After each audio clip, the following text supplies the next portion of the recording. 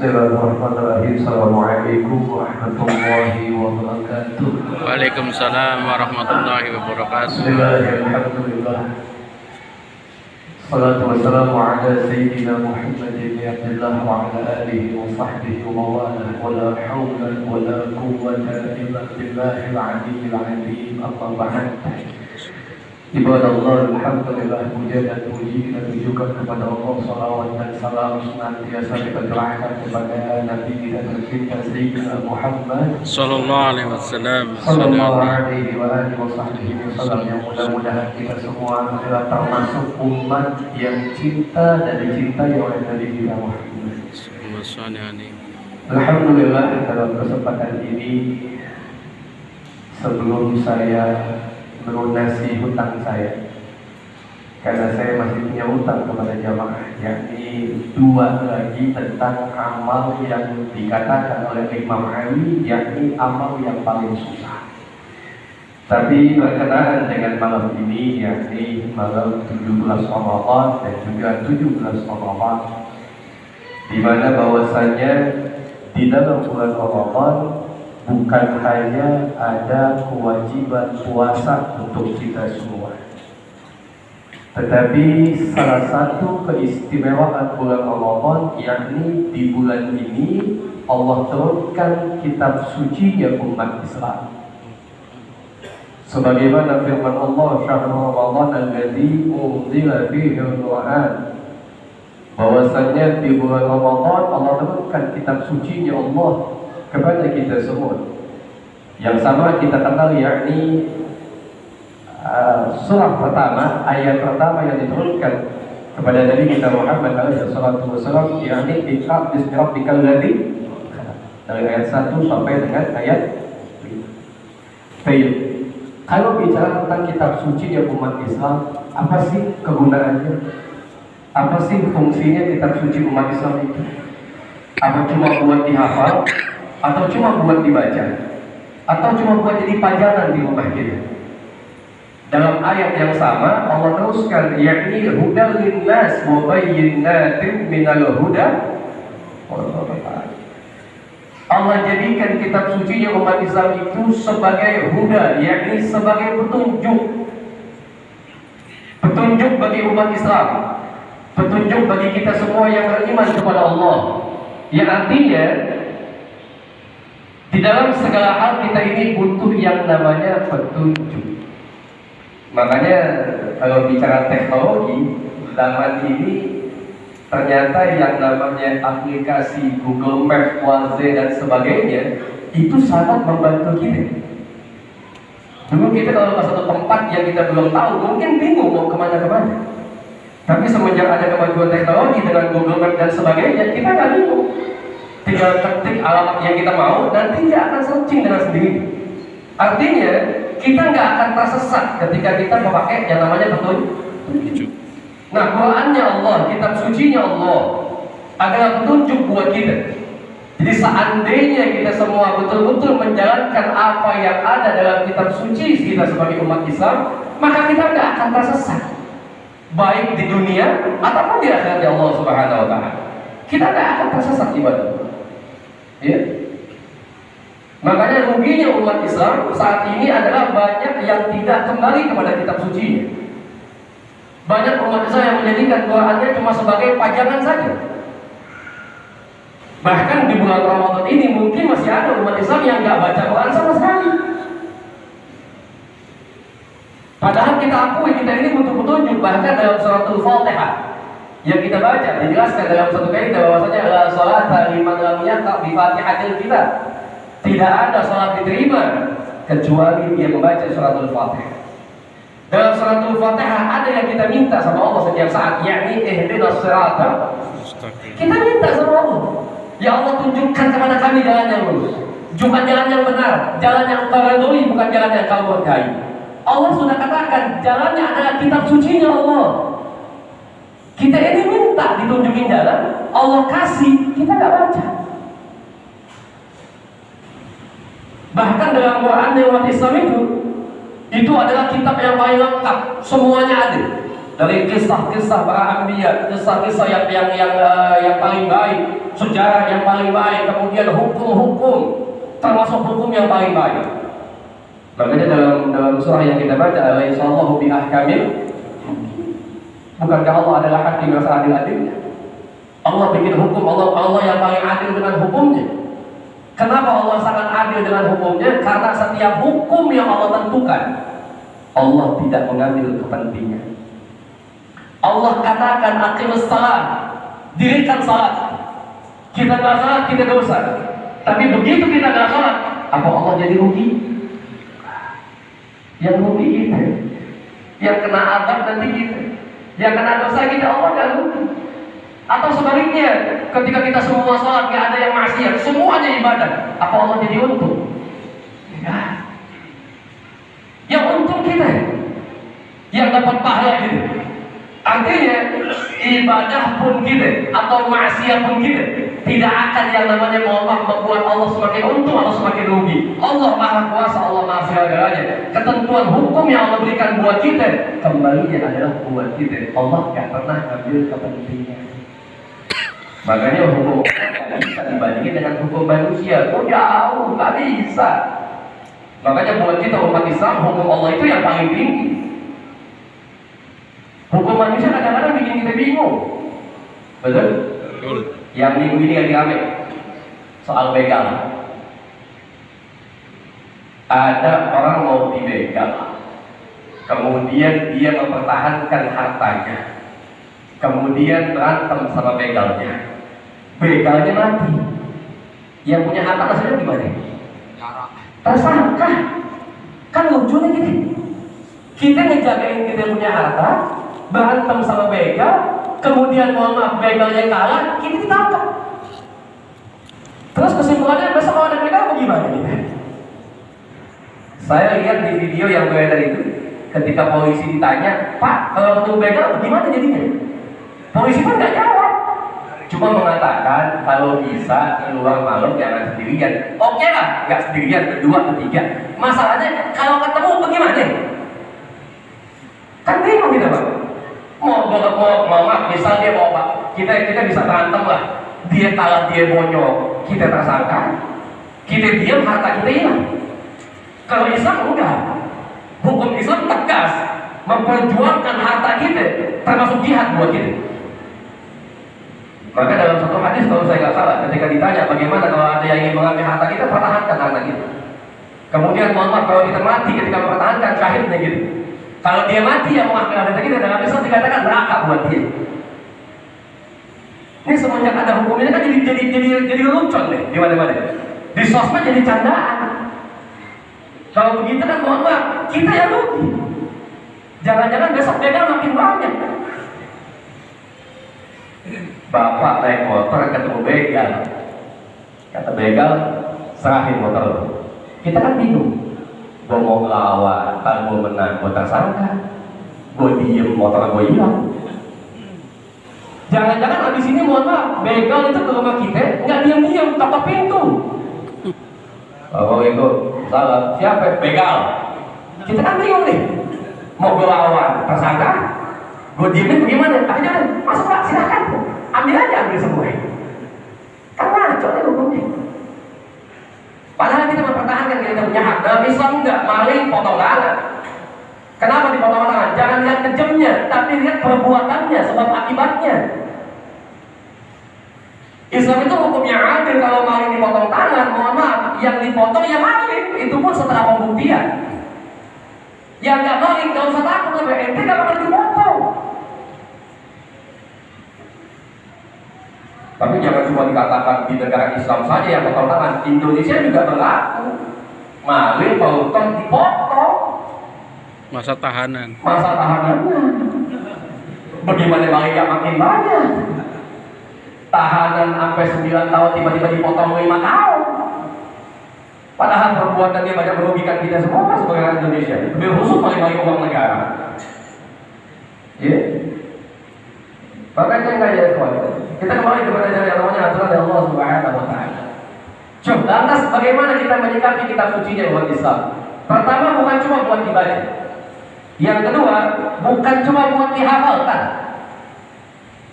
Tapi bagi yang mampu, silahkan.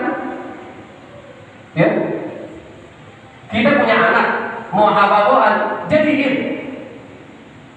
Itu termasuk salah satu Allah menjaga kitab suci di Allah, yakni inna nahnu nazzalna dzikra wa inna lahu lahafizun.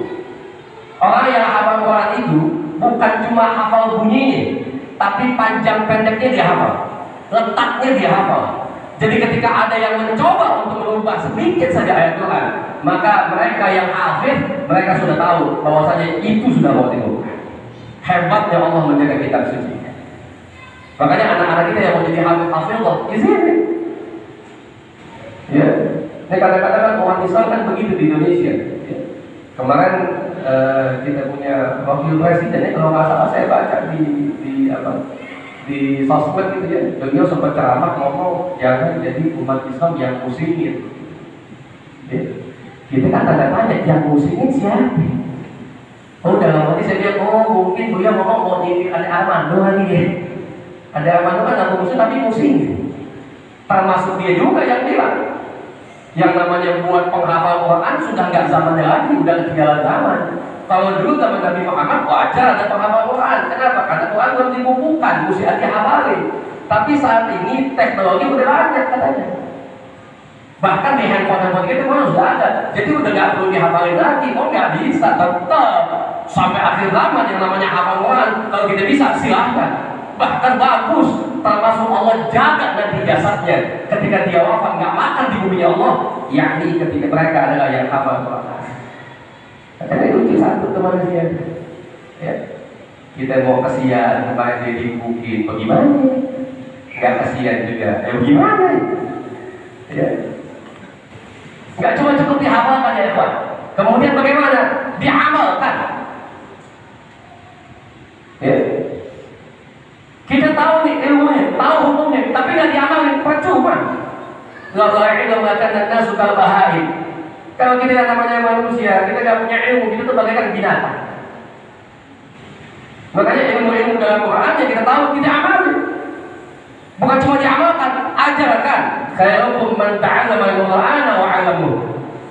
Sebaik-baik kamu adalah yang belajar tentang Quran kemudian mengajarkan. Tadi yang kelima. Ini yang agak susah. Apa yang kelima? Yakni memperjuangkannya. Oh, susahnya luar biasa ya. Karena ketika kita memperjuangkan isi Quran, maka kita akan berhadapan dengan musuh-musuh Islam. Baik daripada mereka yang betul-betul musuh Islam atau daripada kaum munafikin yang mengaku Islam tapi benci dengan Islam. Mereka gak akan senang ketika kita bicara tentang yang namanya hukum yang ada dalam Quran. Bahkan kita memperjuangkan. Makanya ulama-ulama yang istiqamah dari mulai zamannya Nabi kita Muhammad memperjuangkan isi Quran, kemudian sahabat, kemudian tabi'in, kemudian tabi'ut tabi'in, kemudian sampai salafus saleh, kemudian sampai ulama saat ini. Setiap ulama yang memperjuangkan isi Quran, maka mereka akan berhadapan dengan resiko yang begitu besar. Saya pikir dengan Habib Ali bin Ahmad yang mulia. Kemudian saya diwali orang tua saya. Kemudian Habib Salim kita, Habib Ali kita para baik Habib yang dulu. Ya. Termasuk yang sekarang yang sedang berjuang, Habib Muhammad Zaidi. Kemudian menantu beliau Habib Ali bin Rahman, Habib Ali bin Jindan, Habib Bahar bin Smith. Semua ulama-ulama yang ingin memperjuangkan isi Quran, maka akan berhadapan dengan resiko yang begitu besar. Tapi kenapa mereka sedikit pun tidak punya rasa takut? Mereka tetap memperjuangkannya karena mereka tahu hasil dari memperjuangkan Quran itu adalah kenikmatan yang luar biasa di sisi Allah Subhanahu wa Ta'ala. Penderitaan dunia nggak kebayang dengan mereka, nggak ada apa-apanya dibandingkan dengan kenikmatan yang akan mereka dapatkan nanti di sisi Allah Subhanahu wa Ta'ala. Dan kita ini mungkin cuma pada tahap mengamalkan, belum memperjuangkan. Makanya kalau bisa berjuang di Qurannya. Kalau kita belum bisa berjuang, minimal kita ada di barisan ulama yang memperjuangkan isi Quran. Makanya kalau sudah kita kembali kepada kita punya kitab suci, maka insya Allah kita akan selamat dunia dan akhirat. Makanya buat kita umat Islam, hukum yang paling tinggi adalah hukum agama. Ya, kita akui, kita hidup di Indonesia dengan 3 hukum. Yang pertama hukum agama, yang kemudian hukum negara, yang ketiga hukum adat. Kita akui. Dan 2 hukum ini tidak boleh bertentangan dengan hukum agama. Ya, karena hukum agama adalah hukum yang paling adil. Pengadilan Allah adalah pengadilan yang paling adil.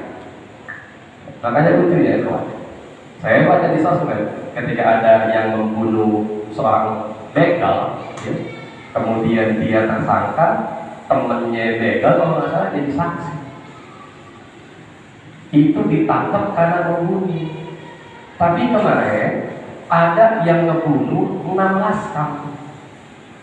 Masuk persidangan dibebaskan dengan dalih bela diri. Loh, kenapa yang ini nggak bisa? Harusnya kan sama juga dibebasin yang bunuh begal.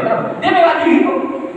Pertanyaannya kalau kita ketemu begal, kita diem atau kita nggak ngelawan, tiba-tiba kita dibacok, yang tanggung jawab siapa? Hah? Atau gini deh, supaya nggak berantem, kita dibegal, motor kita kasih, negara mau ganti motornya? Kan enggak. Ya. Makanya tegakkan daripada isi Quran yang insya Allah akan menyelamatkan kita. Ya, khusus di bulan Ramadan ini adalah bulan yang Quran. Jadi bulan Ramadan itu peristiwanya banyak, ya. Bukan cuma puasa doang, nurul Quran. Kemudian ada apa lagi?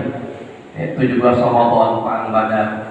Kemudian ada apa lagi? Buat kita hari ini, yakni haulnya Sahibul Maqam Kamat Berbata, Habib Hussein di Bakaran terus. Kemudian kemarin ada juga haulnya Sayyid Abuya Muhammad, ya. Abuya Sayyid Muhammad bin Ali al-Maliki Al-Hasan, ya, ulama Mekah. Kemudian kemarin awal Ramadan saya punya kakek. Banyak peristiwa dalam bulan Ramadan. Makanya kenapa kita belum bisa sepenuhnya menikmati Ramadan? Karena terkadang kita hanya bisa menganggap ibadah cuma sebagai kewajiban, belum kebutuhan. Ya. Makanya dengan kita hadir kayak begini, ya, ini contoh ini tahu. Ya, alhamdulillah malam 17 lapang. Ya, tahu lapang di mana-mana. Ya. Udah dianggap sepele, ya. Padahal kalau kita bicara soal waktu dan tarjil al-ayyam allati madat, yang akan kembali waktu yang sudah berlalu. Kesempatan kita nggak ada. Ente mau ulang tarawih yang awal yang ditinggalin kan bisa. Makanya mumpung masih Allah kasih kesempatan buat kita, jangan sia-siakan kesempatan yang ada di hadapan kita semua. Okay? Makanya dengan kita kumpul di masjid ini, dengan kita senantiasa tarawih, terus minta sama Allah, mudah-mudahan Allah istiqomahkan. Amin. Allah teruskan kita buat ibadah. Apa sih kuncinya ibadah supaya gampang? Satu, paksain. Ya. Kalau ibadah menunggu ente ikhlas, sampai budak lah ibadah. Kenapa nggak sholat? Ketimbang gue sholat gak ikhlas, mendingan nanti gue ikhlas. Sampai kapan gue ikhlas itu? Tapi kalau kita paksain, insya Allah bisa. Nggak ada yang mustahil bagi Allah. Ya.